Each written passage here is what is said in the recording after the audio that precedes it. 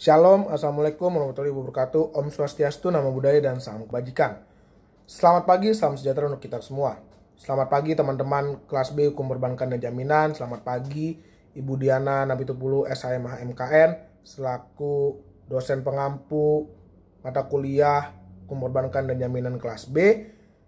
Kembali lagi bersama saya Karel Nehemia Hamonangan Simanjuntak dengan NIM 18400-534 yang akan melanjutkan memaparkan sebuah materi dari LKBB yang ketiga, yaitu anjak piutang atau factoring. Dalam pengelolaan suatu perusahaan terdapat beragam kegiatan usaha, mulai dari kegiatan pokok sampai dengan kegiatan tambahan. Yang menjadi masalah adalah jika kegiatan pokok mengalami hambatan, maka hal ini akan menyebabkan kehidupan perusahaan terancam. Kegiatan pokok merupakan tulang punggung kegiatan perusahaan dalam memperoleh keuntungan. Terancamnya kegiatan pokok tersebut akan mengakibatkan terancam pula keuntungan yang akan diperoleh, pada akhirnya akan membahayakan kehidupan perusahaan yang bersangkutan. Untuk menghadapi hambatan tersebut, pihak manajemen perlu melakukan berbagai tindakan penyelamatan sehingga perusahaan tidak mengalami kerugian yang lebih besar. Hambatan-hambatan yang dialami oleh suatu perusahaan dapat berupa kesulitan melakukan penjualan, terus kesulitan melakukan penagihan piutang, dan kondisi administrasi kredit yang semeraut ataupun teknologi yang digunakan sudah ketinggalan zaman. Hambatan-hambatan yang dialami oleh perusahaan itu dapat terjadi pada kondisi sekarang ini, yang dimana di zaman COVID-19, coronavirus disease 19 ini, yang dimana sebuah perusahaan yang ada di Indonesia itu mengalami kesulitan untuk melakukan penjualan. Kenapa sulit dalam melakukan penjualan? Karena perusahaan tersebut tidak lagi melakukan produksi barang dan jasa, karena minat atau daya beli dari masyarakat Indonesia yang menurun, yang diakibatkan kondisi yang seperti ini. Dan banyak juga para pekerja yang di PHK, yang diberhentikan dari pekerjaannya karena ya si perusahaan tidak mendapatkan pemasukan, tidak mendapatkan hasil dari penjualan. Terus yang kedua, kesulitan untuk melakukan penagihan piutang. Dalam kondisi pada saat ini memang sangat sulit untuk sebuah perusahaan melakukan pembayaran utangnya, dan perusahaan yang diutanginya pun sulit juga untuk melakukan penagihan piutang karena seperti yang saya jelaskan tadi, perusahaan tersebut tidak mendapatkan pemasukan, tidak ada pemasukan dari hasil penjualan atau dari hasil produksi barang dan jasa yang dilakukan oleh perusahaan tersebut, sehingga pastinya ada kendala dalam melakukan pembayaran hutang kepada perusahaan yang sudah dihutangi, dan perusahaan tersebut juga sulit untuk melakukan penagihan piutang kepada perusahaan yang telah diberikan hutang tersebut. Kemudian hambatan atau ancaman tersebut dapat datang dari dalam perusahaan maupun dari luar perusahaan.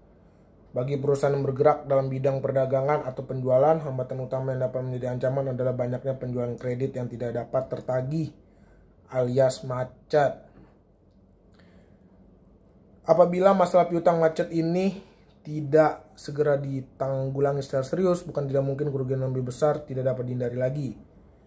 Untuk menanggulangi masalah piutang macet dan administrasi kredit yang semeraut dapat diserahkan kepada perusahaan yang sanggup untuk melakukannya, yaitu perusahaan anjak piutang, yang memang Kegiatan utamanya adalah bergerak di bidang penagihan piutang. Perusahaan anjak piutang dapat mengambil alih pengelolaan piutang baik dengan cara dikelola atau dengan cara dibeli, serta dapat pula melakukan pengelolaan administrasi piutang suatu perusahaan. Jadi bagi perusahaan yang sedang mengalami kesulitan seperti di atas, dapat menyerahkan seluruh persoalannya kepada perusahaan anjak piutang atau factoring dengan imbalan fee dan biaya-biaya lainnya yang disepakati bersama. Lalu kita masuk ke dalam pengertian perusahaan anjak piutang atau yang dikenal dengan nama factoring adalah perusahaan yang kegiatannya adalah melakukan penagihan atau pembelian atau pengambil alihan atau pengelolaan utang piutang suatu perusahaan dengan imbalan atau pembayaran tertentu milik perusahaan.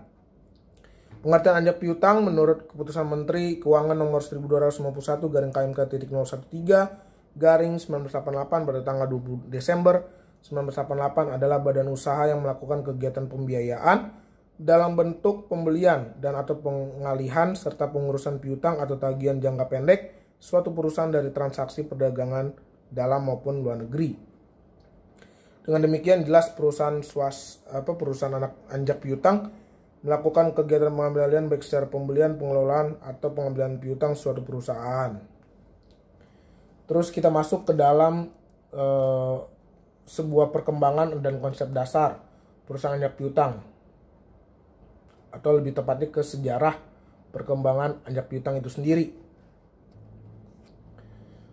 Usaha anjak piutang yang disebut factoring telah dikenal sejak 2000 tahun yang lalu. Pertama kali digunakan di Mesopotamia ketika pertama dibentuk atau dikenal bentuk usaha anjak piutang masih sangat sederhana.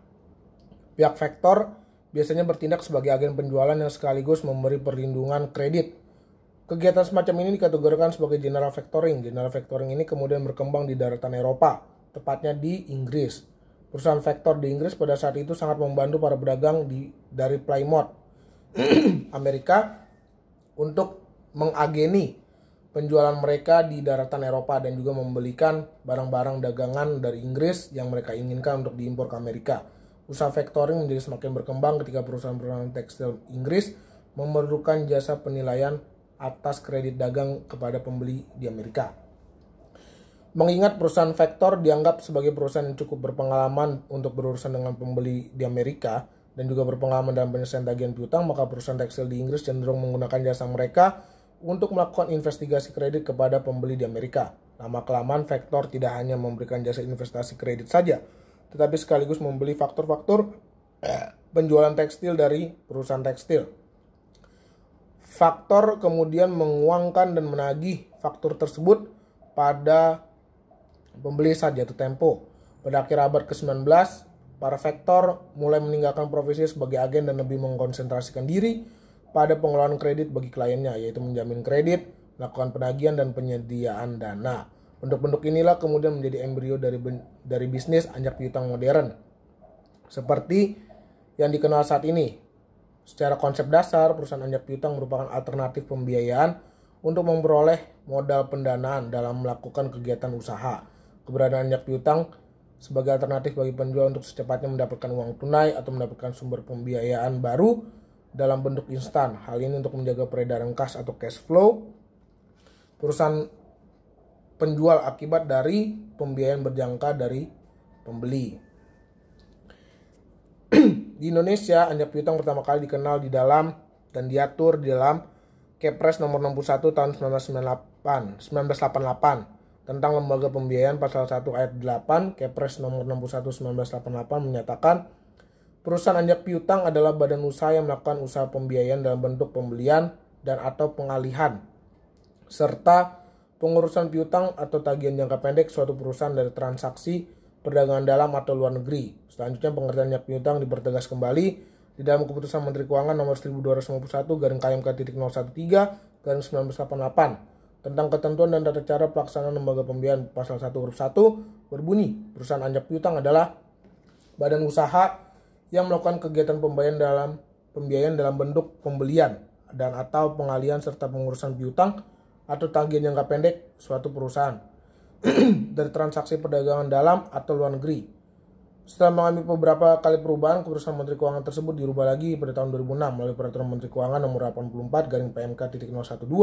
garing 2006 tentang perusahaan pembiayaan. Pasal 1 huruf E berbunyi anjak piutang adalah kegiatan pembiayaan dalam bentuk pembelian piutang dagang jangka pendek suatu perusahaan. Berikut pengurusan atas piutang tersebut. Kegiatan anjak piutang tersebut dapat dilakukan dalam bentuk anjak piutang tanpa jaminan dari penjual piutang atau without recourse, dan anjak piutang dengan jaminan dari penjual piutang atau with recourse, sebagaimana dimaksudkan dan disebutkan di dalam pasal 4 ayat 2 Peraturan Menteri Keuangan tersebut.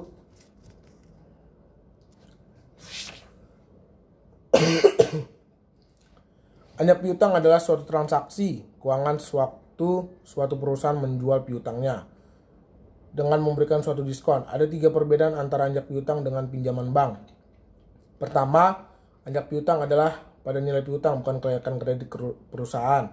Yang kedua, anjak piutang bukanlah suatu pinjaman, melainkan pembelian suatu aset atau piutang. Terakhir, pinjaman bank melibatkan 2 pihak, sedangkan anjak piutang melibatkan 3 pihak. 3 pihak yang terlibat dalam anjak piutang tersebut adalah penjual, debitur, dan pihak yang membiayai atau faktor.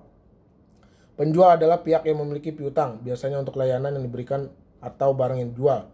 Dari pihak kedua, debitur.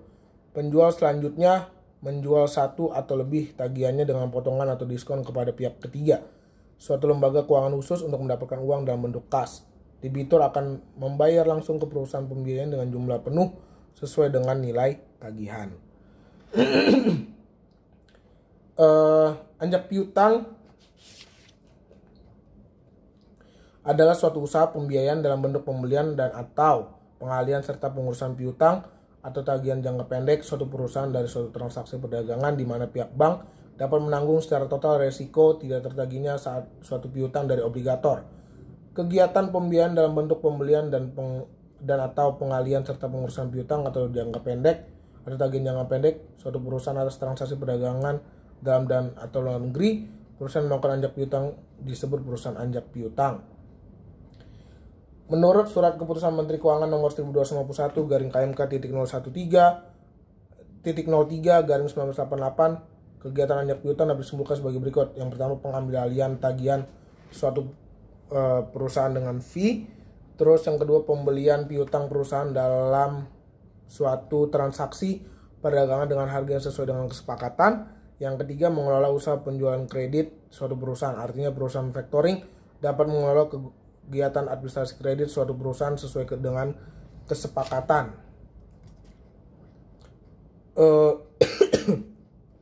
Selanjutnya ada manfaat anjak piutang. Yang pertama, menurunkan biaya produksi. Yang kedua, memberikan fasilitas pembayaran di muka. Yang ketiga, meningkatkan daya saing perusahaan klien. Yang keempat, meningkatkan kemampuan perusahaan klien memperoleh laba. Yang kelima, menghindari kerugian karena kredit macet. Yang keenam, mempercepat proses ekonomi. Yang ketujuh, memperlancar arus kas dengan cepat. Pihak-pihak yang terlibat dalam anjak piutang itu ada 3, ada kreditur, debitur, dan perusahaan anjak piutang itu sendiri. Kreditur itu adalah pihak yang memiliki piutang dari pihak kedua, yaitu debitur. Kreditur menjual tagihannya kepada perusahaan factoring. Terus debitur adalah nasabah yang memiliki utang kepada kreditur. Yang ketiga, perusahaan anjak piutang adalah perusahaan pemberi jasa yang akan membeli atau mengambil alih piutang. Terus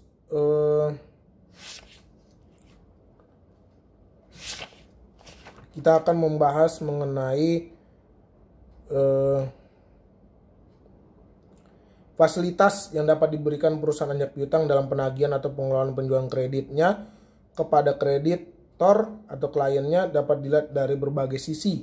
Yang pertama, berdasarkan pemberitahuan. Berdasarkan pemberitahuan ada 2 jenis. Yang pertama, disclose, dan kedua, undisclosed.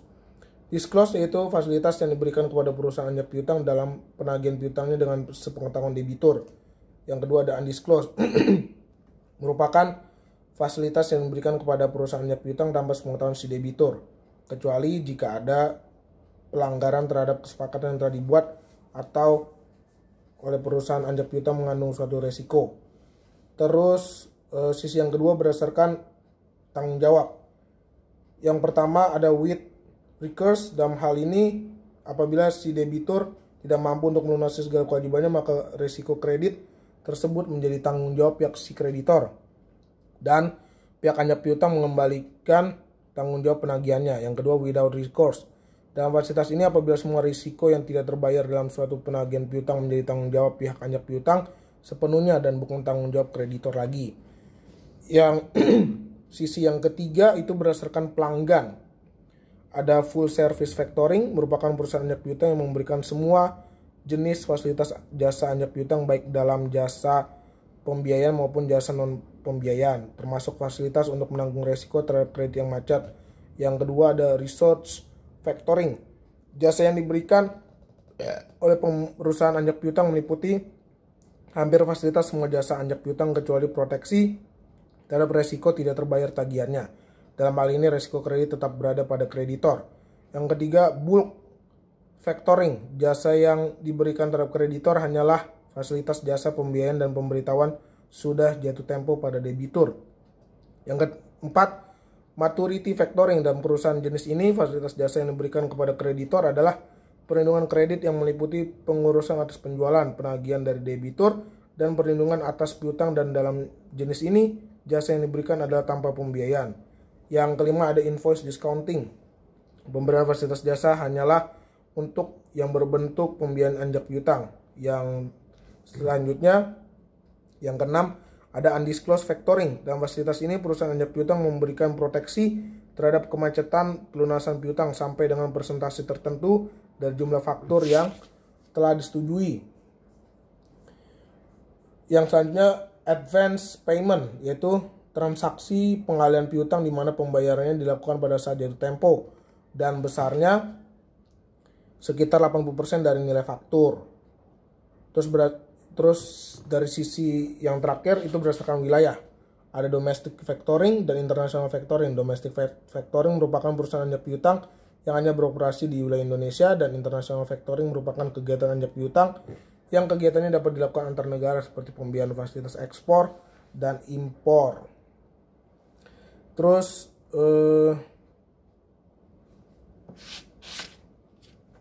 yang selanjutnya ada jasa-jasa yang dilakukan oleh perusahaan anjak piutang. Yang pertama jasa pembiayaan dan yang kedua jasa non pembiayaan. Kemudian berkaitan dengan jasa-jasa yang diberikan pihak anjak piutang juga akan membebankan sejumlah biaya kepada kreditor seperti yang sudah dijelaskan sebelumnya. Dalam praktiknya paling tidak ada dua jenis biaya yang dibebankan kepada kliennya akibat dari pembiayaan yang dilakukan perusahaan anjak piutang, yaitu fee dan biaya administrasi terhadap pembiayaan tertentu. Demikian yang dapat saya sampaikan mengenai anjak piutang atau factoring. Kurang lebihnya mohon maaf. Terima kasih.